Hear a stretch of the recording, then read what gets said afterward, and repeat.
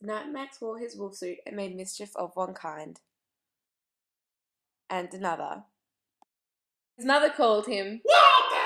And Max said, I'll eat you up! So he was sent to bed without eating anything. That very night in Max's room a forest grew. And grew. Grew until the ceiling hung with vines and the walls became the world all around. And an ocean tumbled by with a private boat for Max, and he sailed off through the night and day. In and out of weeks, and almost over a year, to where the wild things are. And when he came to the place where the wild things are, they roared their terrible roars and gnashed their terrible teeth, and rolled their terrible eyes and showed their terrible claws.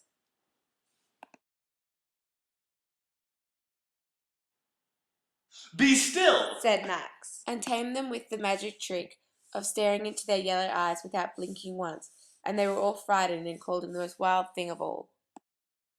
And made him king of all wild things. And now, let the wild rumpus start.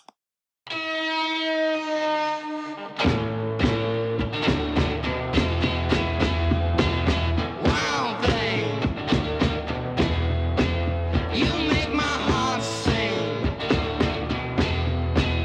You make everything groovy. Now stop! And Max sent the wild things off to bed without their supper. And Max, the king of all wild things, was lonely and wanted to be where someone loved him best of all. Then all around from far away across the world, he smelled good things to eat. So he gave up being king of where the wild things are.